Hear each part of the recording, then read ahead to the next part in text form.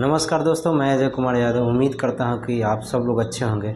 दोस्तों, आज हम लोग मेंस्ट्रुएशन का छोटा सा पार्ट टॉपिक लेकर आया हूं और वो है ब्रीथ, जो आप देख सकते हैं।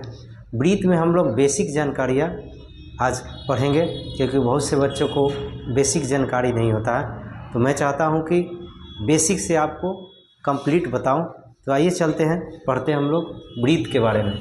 देखिए, ब्रीथ का अंग्रेजी मीनिंग सर्कल होता है और ब्रीथ में हम लोग को जनरली जो पढ़ना रहता है परिधि, क्षेत्रफल और व्यास, इसका मान निकालने के लिए आपको परीक्षा में देता है। और उसी के साथ अर्धवृत्त भी आता है, सेमी सर्कल इसको बोलते हैं। और इसमें भी परिधि, और इसी को परिमिति भी बोलते हैं। परिधि को ही परिमिति बोलते हैं। वैसे परिमिति तो हम लोग आयत का पढ़े हैं, लेकिन इसमें भी परिधि के जगह परिमिति बोल देता है, जिसका मतलब होता है परिमिति में होता है आयत में सभी भुजाओं का जोड़। तो इसमें भी हम लोग क्या करते हैं कि सर्कल के जो एक चक्कर लगाते हैं उसी को हम लोग परिधि बोलते हैं, या उसी को परिमिति भी बोलते हैं, जिसका मान होता है 2πr। ठीक है, तो इसमें भी हम लोग सेम पढ़ेंगे।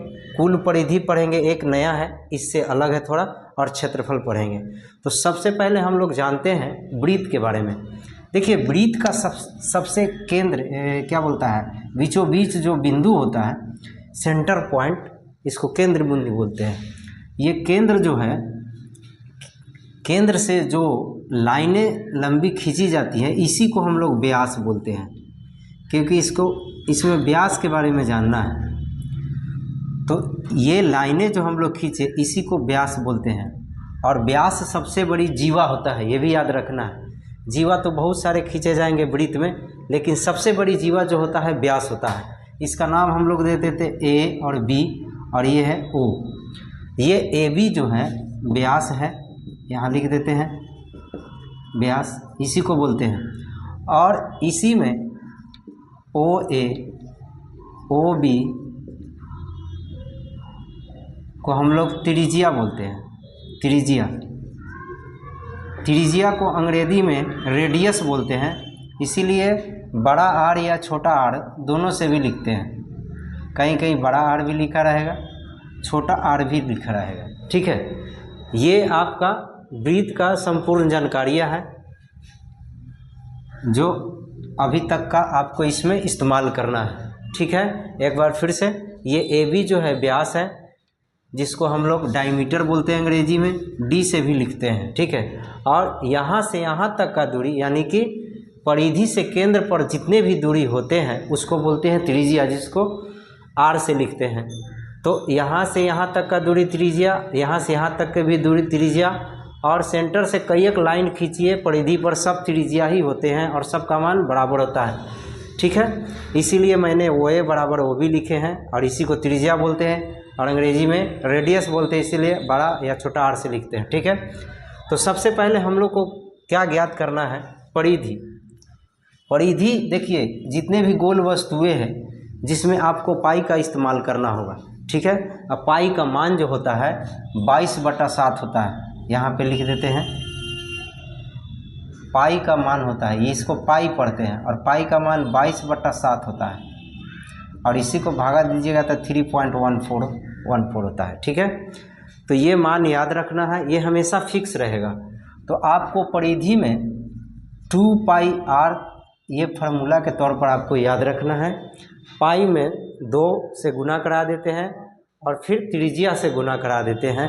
तो आपको याद रखना है ब्रीथ का परिधि क्या होता है, 2πr, और इसी को सरकमफेरेंस बोलते हैं अंग्रेजी में, इसीलिए सी से लिखते हैं। ठीक है, उसके बाद क्षेत्रफल हो गया।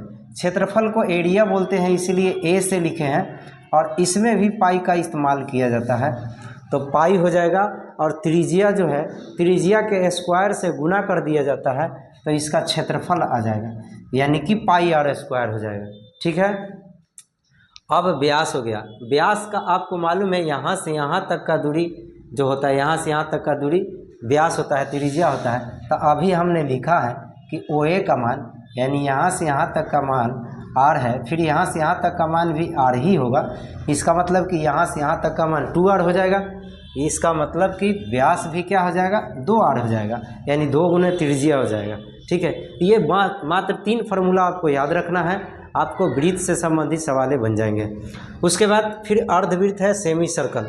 अर्धवृत्त में वृत्त का आधा हिस्सा आपको यहाँ पे दिखाई दे रहा होगा, इसको लिया गया है। तो वृत्त का वृत्त का जो है, आधा वृत्त का जो है हमको परिधि निकालना है, क्षेत्रफल निकालना है और कुल परिधि भी निकालना है। इसमें एक ये नया टॉपिक है, कुल परिधि।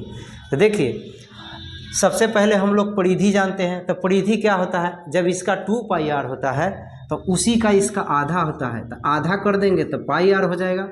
ठीक है, तो आपको याद रखना है कि अर्धवृत्त का जो परिधि होता है वो πr होता है, 2πr नहीं होता है, क्योंकि 2πr में हमको 2 से भाग देंगे तो 2 कट जाएगा, तो बचेगा क्या, πr। तो आधा ही चाहिए क्योंकि आधा है। ठीक है, इसी में आता है कुल परिधि। देखिए, कुल परिधि में क्या होता है कि यहाँ से यहाँ तक जो हम लोग परिधि निकाले हैं उसका मान क्या हो जाएगा, πr होगा, क्योंकि कुल परिधि जो होता है, अगर सर्कल में देखा जाए तो पूरा एक चक्कर लगाते हैं तो 2πr होता है, लेकिन यहाँ पे एक चक्कर तो हो नहीं रहा, आधा हो रहा है, तो πr हो जाएगा। लेकिन फिर आपको इसको यहाँ से यहाँ तक आना पड़ेगा, यानी कि यहाँ से यहाँ तक ऐसे जाना है और फिर यहाँ पे आना है। तो यहाँ पे आने के लिए आपको व्यास से गुजरना होगा, और व्यास का मान कितना होता है, 2r, तो वो भी आपको जोड़ना होगा अर्ध परिधि में। ठीक है, तो अर्ध परिधि में 2r जोड़ देंगे तो अर्ध परिधि में आपको कुल परिधि का ये फार्मूला हो जाएगा। और इसमें बच्चे कन्फ्यूजन होते हैं कि अर्ध परिधि में कुल परिधि पूछता है तो वो परिधि इसका मान लिख देता है। ठीक है, तो ऐसा नहीं होना चाहिए।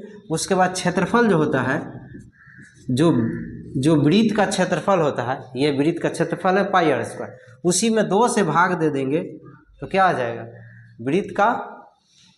अर्धवृत्त का क्षेत्रफल आ जाएगा। ठीक है, तो उम्मीद करते हैं कि आपको समझ में आया होगा। इसको भी यहाँ से यहाँ तक r आप लिख सकते हैं, ये o हो जाएगा, ये a हो जाएगा, ये b हो जाएगा। ठीक है, तो यहाँ से यहाँ तक का दूरी आपका क्या हो गया, πr। ठीक है, और भी इससे जुड़ी आपका कोई प्रॉब्लम होगा कमेंट कीजिएगा, जवाब मिलेगा। धन्यवाद।